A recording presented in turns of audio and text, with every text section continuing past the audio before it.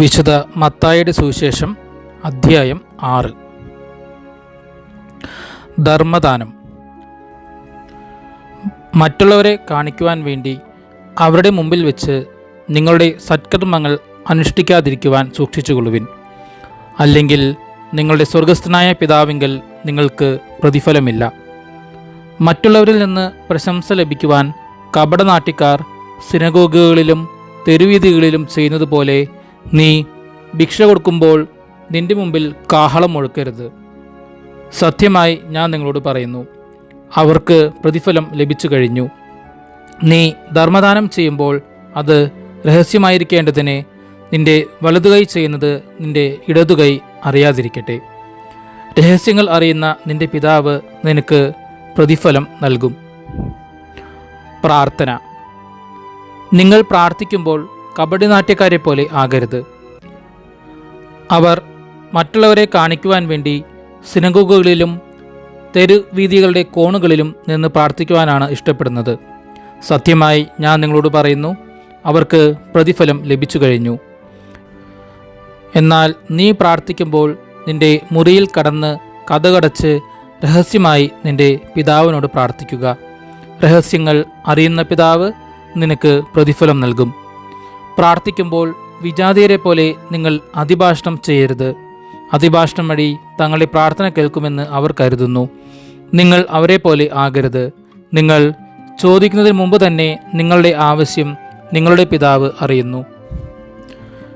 യേശു പഠിപ്പിച്ച പ്രാർത്ഥന. നിങ്ങൾ ഇപ്രകാരം പ്രാർത്ഥിക്കുവിൻ: സ്വർഗസ്ഥനായ ഞങ്ങളുടെ പിതാവേ, അങ്ങയുടെ നാമം പൂജിതമാകണമേ. അങ്ങയുടെ രാജ്യം വരയണമേ. അങ്ങയുടെ ഹിതം സ്വർഗത്തിലെ പോലെ ഭൂമിയിലുമാകണമേ. അന്നു വേണ്ട ആഹാരം ഇന്ന് ഞങ്ങൾക്ക് നൽകണമേ. ഞങ്ങളുടെ കടക്കാരോട് ഞങ്ങൾ ക്ഷമിച്ചിരിക്കുന്നത് പോലെ ഞങ്ങളുടെ കടങ്ങൾ ഞങ്ങളോടും ക്ഷമിക്കണമേ. ഞങ്ങളെ പ്രലോഭനത്തിൽ ഉൾപ്പെടുത്തരുതേ, തിന്മയിൽ നിന്നും ഞങ്ങളെ രക്ഷിക്കണമേ. മറ്റുള്ളവരുടെ തെറ്റുകൾ നിങ്ങൾ ക്ഷമിക്കുമെങ്കിൽ സ്വർഗസ്ഥനായ പിതാവ് നിങ്ങളോടും ക്ഷമിക്കും. മറ്റുള്ളവരോട് നിങ്ങൾ ക്ഷമിക്കുകയില്ലെങ്കിൽ നിങ്ങളുടെ പിതാവ് നിങ്ങളുടെ തെറ്റുകളും ക്ഷമിക്കുകയില്ല. ഉപവാസം. നിങ്ങൾ ഉപവസിക്കുമ്പോൾ കപടനാട്യക്കാരെ പോലെ വിഷാദം ഭാവിക്കരുത്. തങ്ങൾ ഉപവസിക്കുന്നുവെന്ന് അന്യരെ കാണിക്കുവാൻ വേണ്ടി അവർ മുഖം വികൃതമാക്കുന്നു. സത്യമായി ഞാൻ നിങ്ങളോട് പറയുന്നു, അവർക്ക് പ്രതിഫലം ലഭിച്ചു കഴിഞ്ഞു. എന്നാൽ നീ ഉപവസിക്കുന്നത് അദൃശ്യനായ പിതാവല്ലാതെ മറ്റാരും കാണാതിരിക്കുന്നതിനെ ശിരസിൽ തൈലം പുരട്ടുകയും മുഖം കഴുകുകയും ചെയ്യുക. രഹസ്യങ്ങൾ അറിയുന്ന പിതാവ് നിനക്ക് പ്രതിഫലം നൽകും. യഥാർത്ഥ നിക്ഷേപം. ഭൂമിയിൽ നിക്ഷേപം കരുതി വയ്ക്കരുത്. തുരുമ്പും കീടങ്ങളും അവ നശിപ്പിക്കും. കള്ളന്മാർ തുരന്ന് മോഷ്ടിക്കും. എന്നാൽ സ്വർഗത്തിൽ നിങ്ങൾക്കായി നിക്ഷേപങ്ങൾ കരുതി വയ്ക്കുക. അവിടെ തുരുമ്പും കീടങ്ങളും അവ നശിപ്പിക്കുകയില്ല, കള്ളന്മാർ മോഷ്ടിക്കുകയില്ല. നിങ്ങളുടെ നിക്ഷേപം എവിടെയോ അവിടെയായിരിക്കും നിങ്ങളുടെ ഹൃദയവും. കണ്ണ് ശരീരത്തിൻ്റെ വിളക്ക്. കണ്ണാണ് ശരീരത്തിൻ്റെ വിളക്ക്. കണ്ണ് കുറ്റമറ്റതെങ്കിൽ ശരീരം മുഴുവൻ പ്രകാശിക്കും. കണ്ണ് ദുഷ്ടമാണെങ്കിലോ ശരീരം മുഴുവൻ ഇരുണ്ടുപോകും. നിന്നിലെ പ്രകാശം അന്ധകാരമാണെങ്കിൽ അന്ധകാരം എത്രയോ വലുതായിരിക്കും. 2 യജമാനന്മാർ. 2 യജമാനന്മാരെ സേവിക്കുവാൻ ആർക്കും സാധിക്കുകയില്ല. ഒന്നുകിൽ ഒരുവനെ ദ്വേഷിക്കുകയും അവരനെ സ്നേഹിക്കുകയും ചെയ്യും, അല്ലെങ്കിൽ ഒരുവനെ ബഹുമാനിക്കുകയും അവരനെ നിന്ദിക്കുകയും ചെയ്യും.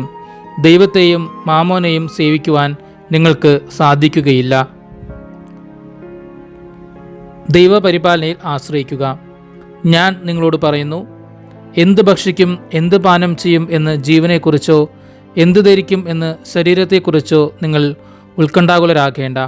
ഭക്ഷണത്തേക്കാൾ ജീവനും വസ്ത്രത്തേക്കാൾ ശരീരവും ശ്രേഷ്ഠമല്ലേ? ആകാശത്തിലെ പക്ഷികളെ നോക്കുവിൻ. അവ വിതയ്ക്കുന്നില്ല, കൊയ്യുന്നില്ല, കളപ്പുരയിൽ ശേഖരിക്കുന്നുമില്ല. എങ്കിലും നിങ്ങളുടെ സ്വർഗസ്ഥനായ പിതാവ് അവയെ തീറ്റിപ്പോറ്റുന്നു. അവയേക്കാൾ എത്രയോ വിലപ്പെട്ടവരാണ് നിങ്ങൾ. ഉത്കണ്ഠ മൂലം ആയുസ്സിൻ്റെ ദൈർഘ്യം 1 മുഴമെങ്കിലും കൂട്ടാൻ നിങ്ങളിൽ ആർക്കെങ്കിലും സാധിക്കുമോ? വസ്ത്രത്തെപ്പറ്റിയും നിങ്ങൾ എന്തിന് ആകുലരാകുന്നു? വയലിലെ ലില്ലികൾ എങ്ങനെ വളരുന്നു എന്ന് നോക്കുക. അവ അധ്വാനിക്കുന്നില്ല, നൂൽ നിൽക്കുന്നുമില്ല. സത്യമായി ഞാൻ നിങ്ങളോട് പറയുന്നു, സോളമൻ പോലും തൻ്റെ സർവമഹത്വത്തിലും ഇവയിൽ ഒന്നിനെപ്പോലെ അലങ്കൃതനായിരുന്നില്ല. ഇന്നുള്ളതും നാളെ അടുപ്പിൽ എറിയപ്പെടുന്നതുമായ പുല്ലിനെ ദൈവം ഇപ്രകാരം അലങ്കരിക്കുന്നുവെങ്കിൽ അല്പവിശ്വാസികളെ, നിങ്ങളെ അവിടുന്ന് എത്രയധികം അലങ്കരിക്കുകയില്ല. അതിനാൽ എന്ത് ഭക്ഷിക്കും, എന്ത് പാനം ചെയ്യും, എന്തു ധരിക്കും എന്ന് വിചാരിച്ച് നിങ്ങൾ ആകുലരാകേണ്ട. വിജാതീയരാണ് ഇവയെല്ലാം അന്വേഷിക്കുന്നത്. നിങ്ങൾക്ക് ഇവയെല്ലാം ആവശ്യമാണെന്ന് നിങ്ങളുടെ സ്വർഗീയ പിതാവ് അറിയുന്നു. നിങ്ങൾ ആദ്യം അവിടുത്തെ രാജ്യവും അവിടുത്തെ നീതിയും അന്വേഷിക്കുക, അതോടൊപ്പം മറ്റുള്ളവയെല്ലാം നിങ്ങൾക്ക് ലഭിക്കും. അതിനാൽ നാളെക്കുറിച്ച് നിങ്ങൾ ആകുലരാകരുത്. നാളത്തെ ദിനം തന്നെ അതിനെക്കുറിച്ച് ആകുലപ്പെട്ടുകൊള്ളും. ഓരോ ദിവസത്തിനും അതതിൻ്റെ ക്ലേശം മതി.